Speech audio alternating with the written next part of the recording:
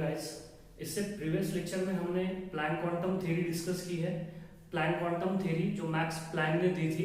आज के लेक्चर में हम बोहर एटॉमिक मॉडल डिस्कस करने वाले हैं। तो यहाँ पे देखिए, जब बोहर ने अपना एटॉमिक मॉडल प्रपोज किया रुदरफोर्ड के बाद, सबसे पहला जे थॉमसन का मॉडल था, देन रुदरफोर्ड का मॉडल आया। रुदरफोर्ड के मॉडल के बाद में जो नील बोहर ने 1913 में 1913 में अपना मॉडल दिया, that model which is called as the Bohr atomic model. अब यहाँ पे देखिए कि Bohr atomic model, Niels Bohr ने जब अपना मॉडल पुट फॉरवर्ड किया तो उसने पहले ही क्वांटम जो थ्योरी है वो क्वांटम थ्योरी का इस्तेमाल करके या ड्यूअल नेचर ऑफ इलेक्ट्रॉन का इस्तेमाल करके अपना जो एटॉमिक मॉडल को क्या किया, प्रपोज किया। और दूसरी बात यहाँ पे ध्यान में रखिएगा कि ये जो मॉडल उसने प्रपोज किया, एक atom, that atom which is called as the hydrogen atom का रेफरेंस लेके उसने अपना मॉडल प्रपोज किया, इसलिए इसे आल्सो कॉल्ड एज बोला जाता है बोहर हाइड्रोजन मॉडल भी कहा जाता है। तो चलिए देखते हैं कुछ पोस्टुलेट्स है बोहर एटॉमिक मॉडल के, जो कि नील बोहर ने 1930 में दिए थे।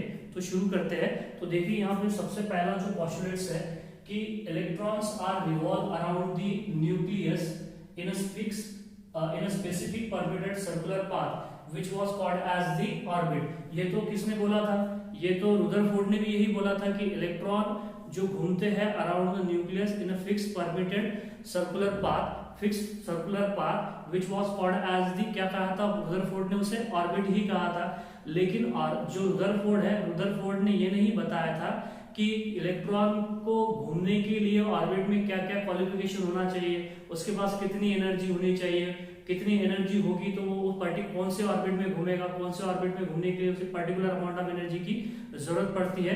तो ये सारे जो क्वालिफिकेशंस है इलेक्ट्रॉन के ऑर्बिट में घूमने के लिए, ये रुदरफोर्ड ने नहीं बताया था। लेकिन उसी के जो ड्रॉबैक्स है उसको ओवरकम किसने किया है? नील बोहर ने ओवरकम किया है। तो नेक्स्ट पोस्टुलेट्स है electrostatic force of attraction in nucleus and electron. The electrostatic force of attraction in between the nucleus and electron are balanced by the centrifugal force। आपको बात पता है कि इलेक्ट्रॉन्स अराउंड द न्यूक्लियस जब घूमते हैं लगातार, तो उनके बीच में और उस न्यूक्लियस के बीच में एक फोर्स ऑफ अट्रैक्शन एग्जिस्ट करता है, उसे बोला गया that is the electrostatic force of attraction.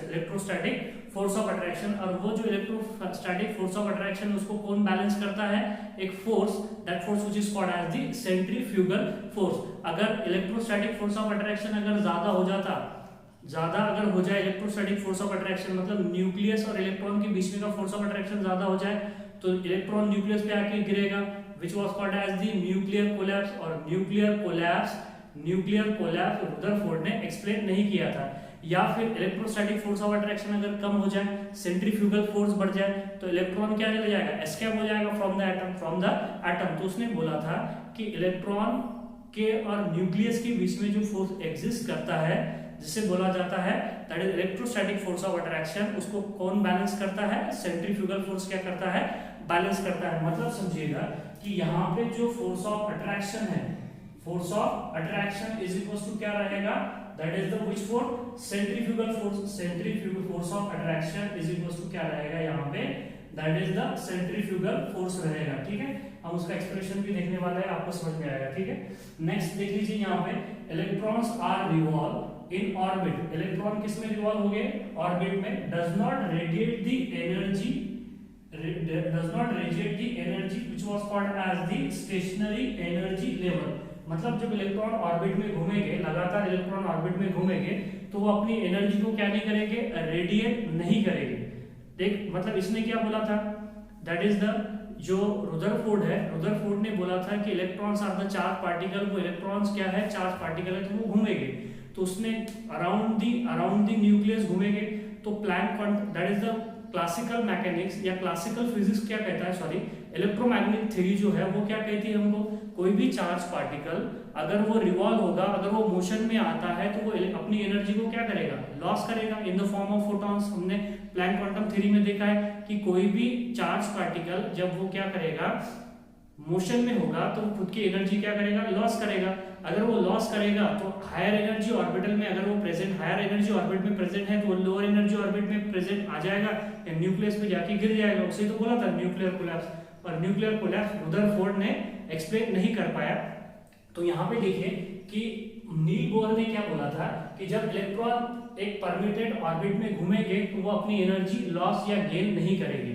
अगर लॉस या गेन नहीं अगर करेंगे तो पर्टिकुलर जिस पाथ में घूम रहे हैं उसी पाथ में घूमेंगे, मतलब वो न्यूक्लियर कोलैप्स नहीं होगा वहां पे। नेक्स्ट पोस्टुलेट देखिए यहाँ पे कि that is the infinite orbits are present around the nucleus. अगर आपसे पूछ लिया जाए कि हाइड्रोजन के अराउंड में, हाइड्रोजन के न्यूक्लियस में कितने ऑर्बिट होते हैं, तो हाइड्रोजन के न्यूक्लियस में मतलब कोई भी एटम ले लीजिए आप, उसे एटम्स के अराउंड जो न्यूक्लियस है वो न्यूक्लियस के अराउंड में नंबर ऑफ या इनफाइनाइट्स क्या होते हैं, ऑर्बिट्स होते हैं। तो ये बात ध्यान में रखिएगा। नेक्स्ट पोस्टुलेट है electron can move from higher energy so one orbit to another orbit by absorbing और इमिटिंग द एनर्जी। देखिए पहली बात तो जब इलेक्ट्रॉन ऑर्बिट में किसी ऑर्बिट में अगर घूम रहा है, इलेक्ट्रॉन मान लीजिए इस तरीके से मेरे पास में यहाँ पे इस तरीके से न्यूक्लियस है और इन न्यूक्लियस के अराउंड में इस तरीके से नंबर ऑफ क्या होते हैं, ऑर्बिट होते हैं। जब ये इलेक्ट्रॉन एक पर्टिकुलर ऑर्बिट में जब घूम रहा है तो खुद की एनर्जी एब्सॉर्ब या किसी सोर्स से एनर्जी एब्सॉर्ब भी नहीं करेगा और एनर्जी मतलब रेडिएट भी नहीं करेगा, मतलब इमिट भी नहीं करेगा। जितनी अमाउंट ऑफ एनर्जी है उसके पास में उतनी क्या रहेगी, उसकी कांस्टेंट रहेगी। तो कांस्टेंट रहेगी तो इसी सर्कल में पर्टिकुलर ये सर्कल में जितनी अमाउंट ऑफ एनर्जी उसे लगती है घूमने के लिए उतनी एनर्जी से वो घूमेगा। लेकिन यहाँ पे बोला गया, नेक्स्ट पोस्टुलेट बोला गया कि इलेक्ट्रॉन अगर यहाँ पे देख लीजिए, मैं बता रहा हूँ यहाँ पे दो ऑर्बिट है, ये जो सर्कुलर पाथ है अराउंड द न्यूक्लियस इसे बोला जाता है दैट इज द, इसे ही बोला जाता है ऑर्बिट। क्या बोलते हैं इसको, ऑर्बिट। और ऑर्बिट क्या होते हैं आपको पता है, के एल एम एन ऑर्बिट है, ये ऑर्बिट है जिसके लिए n इक्वल टू 1 होता है वो के ऑर्बिट हो जाती है, उसे शेल बोला जाता है।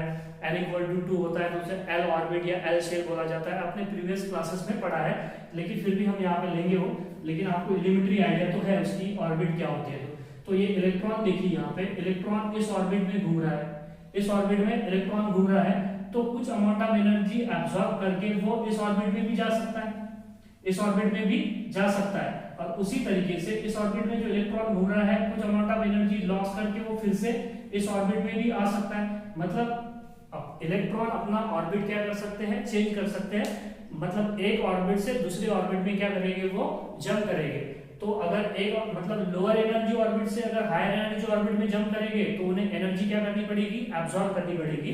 जैसे कि यहाँ पे देख लीजिए आपको क्लियर हो जाएगा, मेरे पास में देख लीजिए यहाँ पे न्यूक्लियस है, दिस आर द न्यूक्लियस, ये न्यूक्लियस है और न्यूक्लियस के अराउंड में इस तरीके से वेरियस क्या होते हैं, शेल होते हैं या उन्हें क्या बोला जाता है, ऑर्बिट बोला जाता है। ठीक है, अगर मेरे पास में यहाँ पे देख लीजिए इस तरीके से यहाँ पे इस स्टेट में यहाँ पे इलेक्ट्रॉन्स है, ये इलेक्ट्रॉन की जो स्टेट है इसको बोलेंगे that is the ground state, और यहाँ पे इसकी कुछ ना कुछ एनर्जी होगी उसे बोलेंगे अपन that is energy in ground state. Energy in ground state, एक पर्टिकुलर एनर्जी का फोटोन आया, पर्टिकुलर वेवलेंथ का या एनर्जी का फोटोन आया जिसको बोलोगे आप दैट इज एच न्यू। क्या किया उसने, एनर्जी एब्सॉर्ब की।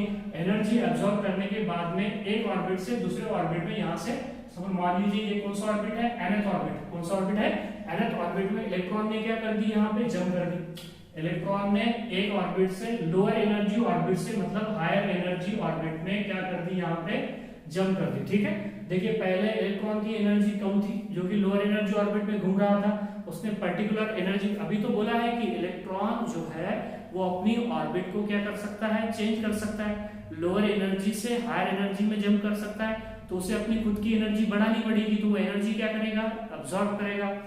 अगर हायर एनर्जी से लोअर एनर्जी में आएगा तो उसे क्या क्या करना पड़ेगा, एनर्जी रेडिएट करनी पड़ेगी या एनर्जी क्या करनी पड़ेगी, इमिट्स करनी पड़ेगी।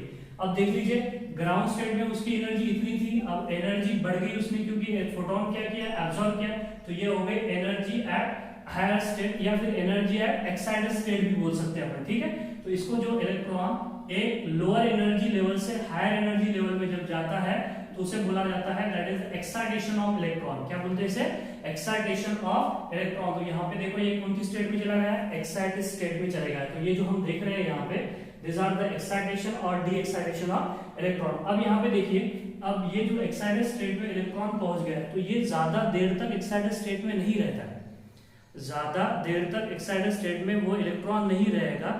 10 टू द पावर -8 सेकंड में ही वो क्या करेगा, अपनी शेल में फिर से वापस आ जाएगा। लेकिन यहाँ पे देखिए कि जब वो इलेक्ट्रॉन एक पर्टिकुलर एनर्जी का फोटोन उसने एब्जॉर्ब किया, तो लोअर एनर्जी ऑर्बिट से हायर एनर्जी ऑर्बिट में जंप कर दिया। तो मतलब देखिए कि उसने, अगर मान लीजिए उसने दो शेल को क्रॉस करके डायरेक्ट तीसरी शेल में उसने जंप कर दिया, लेकिन जब वो तीसरी शेल से वापस आएगा, तीसरी शेल से जब वो वापस आएगा, रिटर्न आएगा, तो वो डायरेक्ट फर्स्ट शेल में नहीं आएगा, वो स्टेप बाय स्टेप में आएगा। मतलब देखिए, मतलब यहाँ से यहाँ पे क्या करेगा, पहले तो यहाँ से यहाँ पे जंप करेगा, यहाँ से यहाँ पे जंप करेगा, यहाँ से यहाँ पे जंप करेगा, तो कुछ ना कुछ एनर्जी उसे क्या करनी पड़ेगी, इमिट करनी पड़ेगी, बिल्कुल डेफिनेटली इमिट करनी पड़ेगी। अरे भाई यहाँ पे देखिए ये हायर एनर्जी लेवल में है, उसे लोअर लेवल की एनर्जी में लेवल में आना पड़ेगा, तो एनर्जी क्या करनी पड़ेगी, इमिट्स करनी पड़ेगी। या तो देखिए अगर उसे इस स्टेट से, इस हायर एनर्जी लेवल से इस स्टेट में अगर आना पड़े तो फिर भी वो क्या करेगा, एनर्जी क्या करेगा, रिलीज करेगा। या तो फिर देखिए इस इलेक्ट्रॉन को यहाँ पे पहली ओरिजिनल स्टेट में आना पड़े तो यहाँ पे भी वो एनर्जी क्या करेगा, रिलीज करेगा। मतलब समझिएगा, जब इलेक्ट्रॉन का एक्साइटेशन होता है, जब इलेक्ट्रॉन लोअर एनर्जी ऑर्बिट से हायर एनर्जी ऑर्बिट में जंप करेगा, तो वो एक ही टाइप के फोटोन को क्या करेगा, अब्सॉर्ब करेगा। लेकिन जब वो हायर एनर्जी लेवल से लोअर एनर्जी लेवल में आएगा, तो वो डिफरेंट काइंड्स ऑफ और डिफरेंट नंबर्स ऑफ फोटोन को क्या कर सकता है, इमिट्स कर सकता है। हमने प्लैंक क्वांटम थ्योरी में पढ़ा है, प्लैंक क्वांटम थ्योरी में पढ़ा है कि कोई भी मेटल सरफेस से अगर हमको इलेक्ट्रॉन वहां से, सॉरी फोटो इलेक्ट्रिक इफेक्ट में पढ़ा है हमने। फोटो इलेक्ट्रिक इफेक्ट में क्या देखा था कि पर्टिकुलर वेवलेंथ का फोटोन आके गिरेगा, तब वो एब्जॉर्ब होगा और इलेक्ट्रॉन का क्या होगा, वहां पे इजेक्शन होगा, इलेक्ट्रॉन का क्या होगा, इजेक्शन होगा। पर्टिकुलर एनर्जी का ही फोटोन एब्जॉर्ब किया जाता है। और हमने बोला था जैसे कि फॉर एग्जांपल 10 एनर्जी का फोटोन अगर आ रहा है तो वो एब्जॉर्ब करके इजेक्शन हो जाएगा। ऐसा कभी नहीं होगा कि 5 किलो जूल के 2 फोटोन एब्जॉर्ब करेगा और एक इलेक्ट्रॉन इजेक्ट होगा, नहीं। यहाँ पे वैसा, यहाँ पे एक्साइटेशन ऐसा होगा, लेकिन डी एक्साइटेशन वो वापस अपनी ओरिजिनल ग्राउंड स्टेट में कैसा आएगा, नंबर ऑफ फोटॉन्स को क्या करके इमिट्स करके आएगा। मतलब देखिए जो उसकी एनर्जी होगी, क्या होगी, एनर्जी होगी। मतलब एनर्जी जो होगी उसकी, किसकी एनर्जी होगी, एट हायर स्टेट में। हायर स्टेट में एनर्जी निकाल सकते हैं हम, एनर्जी इन हायर स्टेट, या फिर क्या बोलोगे आप, excited state is equals to क्या होगी, बोलिए, इज इक्वल्स टू क्या होगी, इज इक्वल्स टू होगी energy in ground state plus क्या होगी, एनर्जी रेडिएट, एनर्जी रेडिएट। मतलब जो अमाउंट ऑफ एनर्जी उसने क्या की, रेडिएट की, वही तो होगी, दैट इज टोटल एनर्जी कितनी होगी। मतलब ये जो एक्साइटेड स्टेट में जाने के बाद में उसकी एनर्जी कितनी होगी, that is energy excited state is equals to energy in ground state, और कितनी अमाउंट ऑफ एनर्जी उसने क्या की, रेडिएट की। मतलब हम क्या लिख सकते हैं, energy in excited state is equals to energy in ground state, और कितनी एनर्जी उसने इमिट की या रेडिएट की, कितनी एनर्जी, h न्यू, इतनी एनर्जी, कितनी एनर्जी, h न्यू एनर्जी। तो अगर मैं मान लूं इसे, अगर मैं एक्साइटेड स्टेट में अगर इसे क्या बोलूं, E2 बोलूं, तो इसे क्या बोलूंगा, E1, और इसे क्या बोलूंगा, that is the h new. क्या बोलोगे आप इसको, यहाँ पे h न्यू बोलोगे। अगर मुझे h न्यू अगर निकालना है, अगर h न्यू अगर मुझे निकालना है तो क्या हो जाएगा, यहाँ से बोलिए h nu is equals to कितनी अमाउंट ऑफ एनर्जी उसने रेडिएट की। अगर ये निकालना है मुझे, h न्यू निकालना है, तो क्या हो जाएगा, इसको इधर भेज दो, ये प्लस है तो इधर किस में चला जाएगा, माइनस में चला जाएगा। मतलब energy in excited state minus energy in which state, in ground state. तो ये आपकी क्या आ जाएगी, यहाँ पे एनर्जी आ जाएगी, यहाँ पे क्या आ जाएगी, एनर्जी। मतलब कितनी अमाउंट ऑफ एनर्जी उसने क्या किया, रेडिएट किया।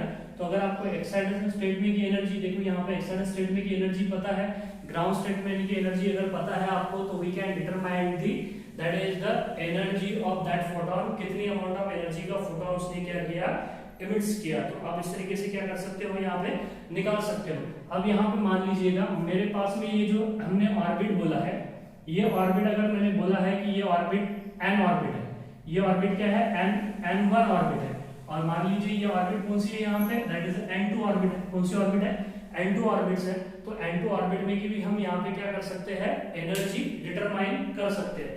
तो देख लीजिए यहाँ पे n2 ऑर्बिट में की जो एनर्जी होगी वो क्या होगी, n2 ऑर्बिट में की जो एनर्जी होगी, मतलब यहाँ पे फिर से मैं यहाँ पे लिखता हूँ, h nu is equals to energy in n2 orbit minus energy in n1 orbit. वही तो हुआ, ये एक्साइटेड स्टेट और ये क्या रहेगी, that is the ground state. ये एक्साइटेड स्टेट और ये क्या रहेगी, ग्राउंड स्टेट। नेक्स्ट पोस्टुलेट देखते हैं यहाँ पे कि the angular momentum of orbit is always quantized, the angular momentum of orbit is always quantized. इसका क्या मतलब है, जो इलेक्ट्रॉन यहाँ पे जो पर्टिकुलर ऑर्बिट में क्या हो रहे हैं, घूम रहे हैं, इलेक्ट्रॉन जो पर्टिकुलर ऑर्बिट में घूम रहे हैं तो उनके पास में एक स्पेसिफिक अमाउंट ऑफ एनर्जी है, वो स्पेसिफिक अमाउंट ऑफ एनर्जी से वो इलेक्ट्रॉन घूमेंगे, मतलब उससे ज्यादा की एनर्जी अलाउड नहीं है या उससे कम एनर्जी भी अलाउड नहीं है, या उनके दोनों के बीच की भी एनर्जी यहाँ पे अलाउड नहीं है। तो उसका एंगुलर मोमेंटम कितना होना चाहिए, तभी इलेक्ट्रॉन, देखिए यहाँ पे इलेक्ट्रॉन का angular momentum that is linear momentum into the radius which is called as the angular momentum. So that is the angular momentum कितना दिया है, mvr इज इक्वल्स टू क्या दिया है, nh/2π, मतलब n जो समझिएगा यहाँ पे n क्या है, n is the integral number, या तो 1 हो सकता है या 2 हो सकता है या 3 हो सकता है या 4 या फिर एंड सो ऑन हो सकता है, ठीक है, समझ में आ रही है। तो मतलब एंगुलर मोमेंटम कितना होना चाहिए, nh/2π होना चाहिए, मतलब समझिएगा यहाँ पे दैट इज nh/2π मतलब दैट इज h/2π होना चाहिए, या फिर क्या होना चाहिए, दैट इज 2h देखिए यहाँ पे दैट इज 2h/2π होना चाहिए, या फिर क्या होना चाहिए, दैट इज 3h/2π होना चाहिए, या तो फिर क्या होना चाहिए, दैट इज 3h/2π, या फिर 4h/ क्या होना चाहिए, 2π, मतलब h/2π होना चाहिए, h/2π होना चाहिए, h/2π होना चाहिए angular momentum.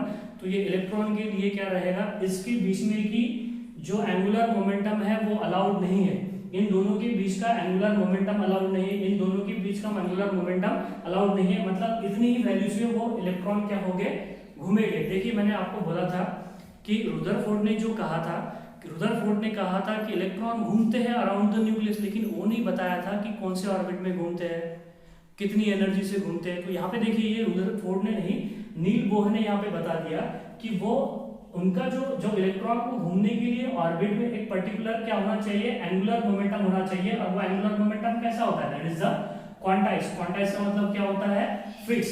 So and those orbit are possible whose angular momentum is an integral multiple of h/2π, h/2π। So this are the possible, समझ में आ रही है बात आपको, ये बात समझ में आ गया, जिस इलेक्ट्रॉन का एंगुलर मोमेंटम h/2π या 2h/2π या फिर 3h/2π या 4h/2π होगा, वही इलेक्ट्रॉन ऑर्बिट में घूमेंगे, उससे कम एंगुलर मोमेंटम या ज्यादा उनके बीच के एंगुलर मोमेंटम वाले इलेक्ट्रॉन यहाँ पे ऑर्बिट में अलाउड नहीं है।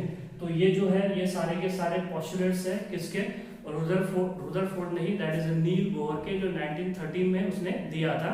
अब इस पर से हम क्या कर सकते हैं, इस पोस्टुलेट का यूज करके हम एनर्जी ऑफ इलेक्ट्रॉन भी निकाल सकते हैं, रेडियस ऑफ एटॉमिक ऑर्बिटल भी निकाल सकते हैं। आपको क्वांटाइजेशन समझ में आ गया, क्वांटाइजेशन था, क्वांटाइजेशन ऑफ एनर्जी था, उसी तरीके से यहाँ पे क्वांटाइजेशन ऑफ एंगुलर मोमेंटम है। जैसे कि मान लीजिए अगर यहाँ पे हमारे पास कुछ स्टेप्स है, ये देख लीजिए यहाँ पे एक स्टेप्स है, स्टेप्स समझते हैं आपको, देखिए स्टेप्स है।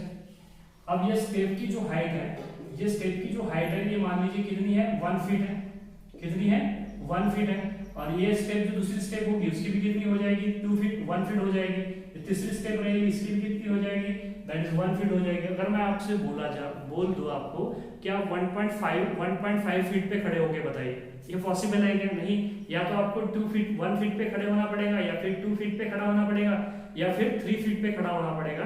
तो ये होता है क्वांटाइजेशन ऑफ दैट, फिक्स करना, कोई भी वैल्यू को फिक्स करना, which is called as the quantization.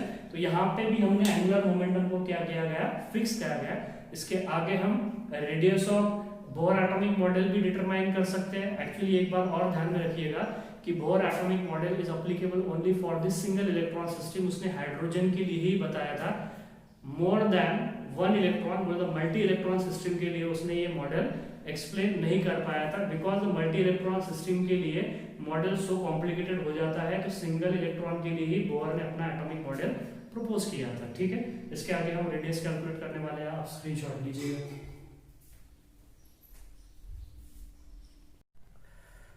Next we will discuss the calculations of radius of Bohr atom. So you know that यहाँ पे देखिए आप कि ये जो है एटम्स है, ये एटम का सेंटर है which is called as the nucleus जिसको बोला हमने, और यहाँ पे इलेक्ट्रॉन्स है जो कंटिन्यूसली क्या हो रहा है, रिवॉल्व हो रहा है अराउंड दी न्यूक्लियस। इस न्यूक्लियस पे, इस इलेक्ट्रॉन पे जो चार्ज है वो Q1 है, और इस न्यूक्लियस पे जो चार्ज है वो क्या है, Q2 है, ठीक है। और दोनों के बीच में एक फोर्स ऑफ अट्रैक्शन एग्जिस्ट कर रहा है, that force of attraction which is called as the electrostatic force of attraction. and that electrostatic force of attraction is counterbalanced by a force, that force which is called as the centrifugal force. आपको पता है इस तरीके से electron क्या होगा, इस तरीके से इलेक्ट्रॉन क्या होगा, घूमेगा इस तरीके से एंगुलर मोमेंटम होगा, उसको एंगुलर मोमेंटम होगा। और ये जो यहाँ पे जो फोर्स ऑफ अट्रैक्शन इसको कौन बैलेंस करेगा, सेंट्रीफ्यूगल फोर्स। मतलब फोर्स अगर फोर्स ऑफ अट्रैक्शन बढ़ जाता है, इलेक्ट्रॉन अगर अंदर चले जाएगा, ये देखा है हमने, ठीक है।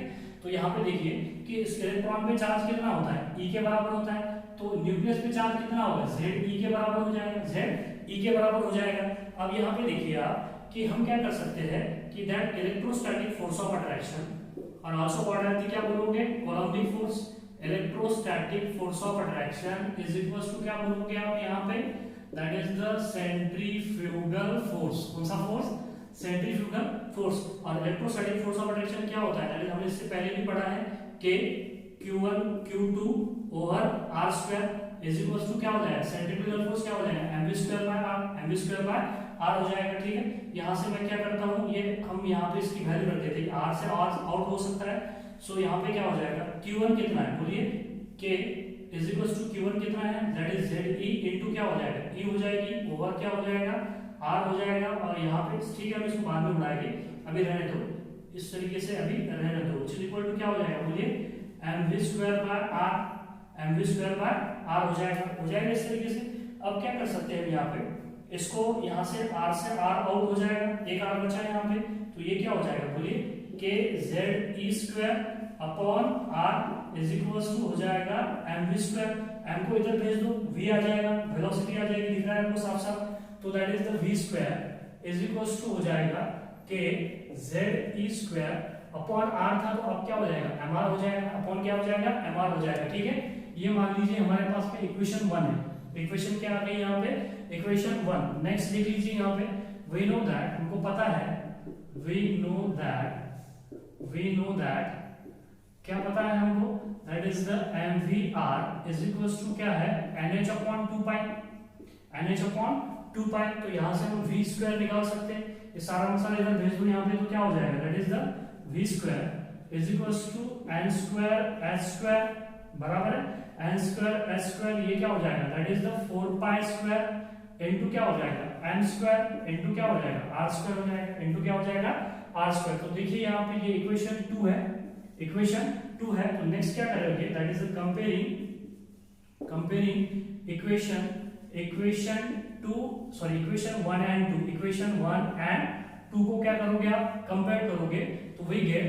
यहाँ पे देख लीजिए, ये v स्क्वायर की जगह पे हम ये रख सकते हैं, तो फिर रखो यहाँ पे value, that is the k ZE square upon mr which is equals to क्या हो जाएगा, n square h square upon 4 pi square m square r square, ठीक है।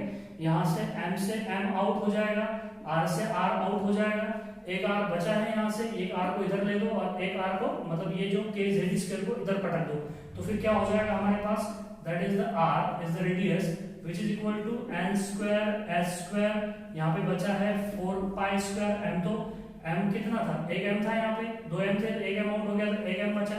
अब यहाँ पे देखिए r तो हमने इधर दे दिया, तो फिर क्या बचा यहाँ पे, k ZE स्क्वायर, क्या बचा है, k ZE स्क्वायर। तो ये फार्मूला आपने ध्यान में रखना, कैसा आया है आपको पता है, यहाँ पे कई बार नेट में सीधा सीधा ये फार्मूला भी पूछ लिया जाता है, क्या हो जाएगा, n square h square over the 4 pi square m k ZE square, कई बार ये फार्मूला भी यहाँ पे पूछ लिया जाता है। अब यहाँ पे देखिए कि ये जो फार्मूला है, ये फार्मूले में जो n है ये तो हमको पता नहीं है, दैट इज n बोले तो नंबर ऑफ शेयर 1 2 3 इस तरीके से नंबर होगा। h is a Planck constant जो कि कांस्टेंट है, और 4 इज अ कांस्टेंट, पाई की वैल्यू भी कांस्टेंट होती है। और यहाँ पे देखिए mass that is the mass of electron, k तो कांस्टेंट है, z, ये z क्या होना चाहिए, z आपको कोई एटॉमिक नंबर है z, और e जो है इज अ चार्ज। तो अगर ये सारा जो कांस्टेंट मसाला अगर हमने इसका कैलकुलेशन अगर किए, तो रेडियस कितनी आ जाती है, रेडियस इक्वल टू आ जाती है, रेडियस इज इक्वल्स टू 0.53, कितनी आती है, 0.53 into n square upon z, कितना आ जाती है, n square upon the z, ये रेडियस की वैल्यू आ जाती है इतना। ये जो पूरा कैलकुलेशन है हमने अगर किए तो इतनी वैल्यू आती है, एक्चुअली 0.592 आती है, तो 0.53 n स्क्वायर अपॉन दी क्या लिखा है अपन ने, z लिखा है। तो यहाँ पे आपको साफ साफ दिखाई दे रहा है कि n is a number of orbit. तो radius is directly proportional to the number of orbit. Radius is directly proportional to the square of radius of orbit. Square of radius of orbit. अगर मतलब इसका अगर आपने graphical representation अगर देखा है, मतलब मैं यहाँ पे क्या लिख दूं, रेडियस लिख दूं, और यहाँ पे क्या लिख दूं, n लिख दूं, n स्क्वायर।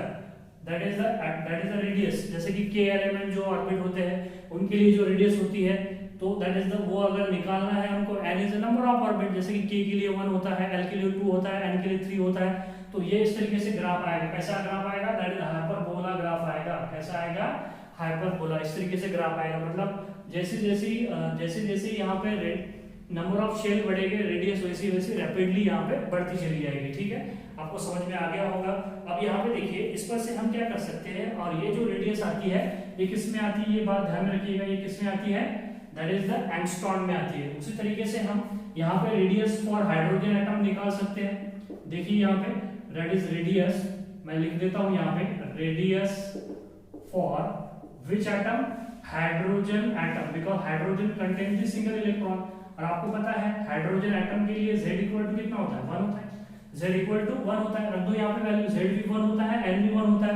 मतलब रेडियस इज इक्वल टू, हमने क्या बोला है, इक्वल टू क्या बोला है, that is the 0.53 angstrom. 0.53 angstrom, क्योंकि हाइड्रोजन एटम के लिए n नंबर ऑफ शेल जो होती है वो 1 ही होती है, और z भी कितना होता है, 1 ही होता है। तो 1 स्क्वायर अपॉन 1 इक्वल टू 1 ही होगा। तो यहाँ पे कितना आ जाएगा, दैट इज द 0.53। मतलब रेडियस ऑफ हाइड्रोजन एटम कितनी होगी, 0.53 एंगस्ट्रॉम। इसे बोला जाता है that is the Bohr radius. कौन सी रेडियस बोला जाता है इसे, that radius which was called as the, which radius, Bohr radius. इसी को क्या बोला जाता है, बोहर रेडियस बोला जाता है। बात समझ में आ गई आपको। देखिए हमारे पास में न्यूक्लियस है, न्यूक्लियस के अराउंड में इस तरीके से एक ऑर्बिट, ये दूसरा ऑर्बिट, ये तीसरा ऑर्बिट, ये शेल बोलोगे, ये चौथा ऑर्बिट, ये फिफ्थ ऑर्बिट। इस तरीके से नंबर ऑफ इनफाइनाइट ऑर्बिट होते हैं। तो ये जो है ना, यहाँ पे मैंने n इज इक्वल टू 1 ये पहले ऑर्बिट के लिए होता है, n इक्वल टू 2 दूसरे ऑर्बिट के लिए, n इक्वल टू 3 तीसरे ऑर्बिट के लिए, n इक्वल टू 4 चौथे ऑर्बिट के लिए, n इक्वल टू 5 ये फिफ्थ ऑर्बिट के लिए। तो इनके नाम भी है, जैसे किसे कहते हैं k, इसे कहते हैं l, इसे कहते हैं m, इसे कहते हैं n, इसे क्या कहते हैं o, p, q। आगे बढ़ते चले जाएंगे, इतनी ज्यादा की हमको जरूरत नहीं है। तो देखिए यहाँ पे ये जो रेडियस आई है, मतलब ये फर्स्ट ऑर्बिट की जो रेडियस है, ये देखिए यहाँ पे ये जो डिस्टेंस है, ये जो डिस्टेंस है, ये डिस्टेंस कितना आया है, 0.53 एंगस्ट्रॉम।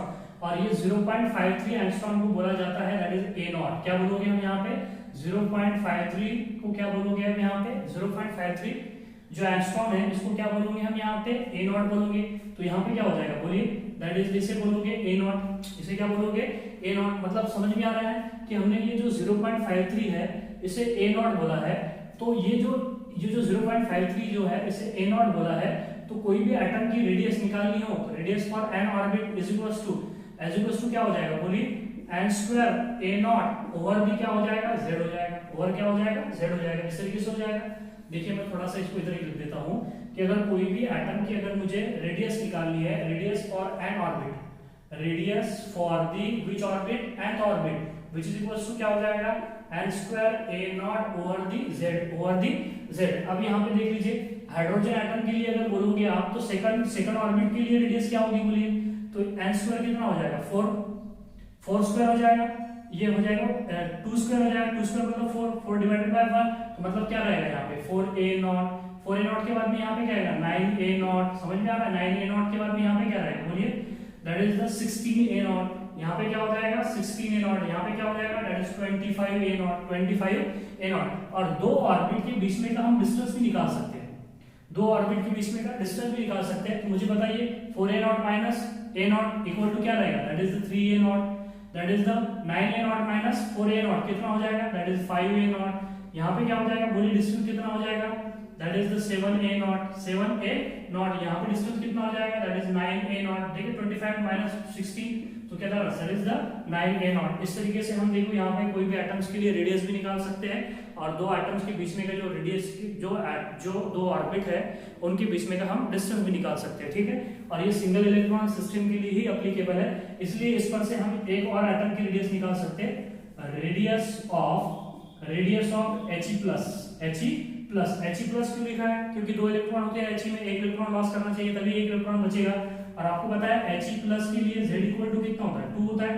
तो बोलिए रेडियस इज इक्वल टू, मैं पहली रेडियस भी निकाल सकता हूँ, दूसरी रेडियस भी निकाल सकता हूँ। ये जैसे कि R1 है या R2 है या R3 है या R4 है, तो R1 इज इक्वल टू कितनी रहेगी? बोलिए R1 इज इक्वल टू कितनी रहेगी?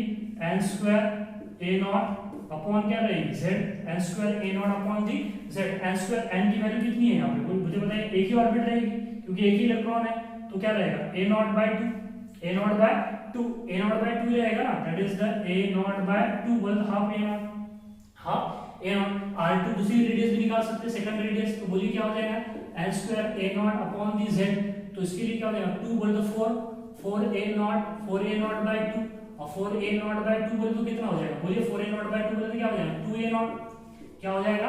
2a नॉट हो जाएगा। उसी तरीके से हम यहाँ पे क्या कर सकते हैं? थर्ड रेडियस भी निकाल सकते हैं, that is n square a naught by 2 और Z which is equal to क्या हो जाएगा? That is the 3 9a naught by 3, 9a naught by 2, sorry 9a naught by 2 which is equal to क्या हो जाएगा? 4.5a not, 4.5। आई होप आपको बातें समझ में आ गई होगी कि रेडियस किस तरीके से निकाली जाती है। तो ध्यान में रखिएगा कि बोहर एटम्स की जो रेडियस होती है, Bohr radius that is 0.53 angstrom. कई बार ये भी पूछा जाता है 0.53 एंगस्ट्रॉम जिसे हम कंसीडर करते हैं, that is the a not समझते हैं। तो फर्स्ट हाइड्रोजन के लिए a नॉट होगी, सेकंड के second first radius a not होगी, सेकंड रेडियस 4a नॉट होगी, थर्ड रेडियस 9a नॉट, उनके बीच में का डिस्टेंस भी होगा। देखिए यहाँ पे n2 और n1 के बीच में का डिस्टेंस भी पूछ लिया जाता है, दैट इज 3a नॉट, पूछा गया है जेईई में, कई बार पूछा गया है। और third radius to second radius के बीच में का डिस्टेंस भी कितना है? 5a not. इसके बाद में इसी तरीके से हम वेलोसिटी भी निकाल सकते हैं, वेलोसिटी के साथ में एनर्जी भी निकाल सकते हैं। तो आज के लेक्चर में हमने रेडियस डिस्कस की है हाइड्रोजन एटम की, देन हाइड्रोजन के एटम के बाद में हम एनर्जी भी निकालेंगे इलेक्ट्रॉन की, देन वेलोसिटी भी निकालेंगे, और उसके बाद में हम उसके लिमिटेशन देखने वाले हैं। तो आप जल्दी से स्क्रीनशॉट लीजिएगा।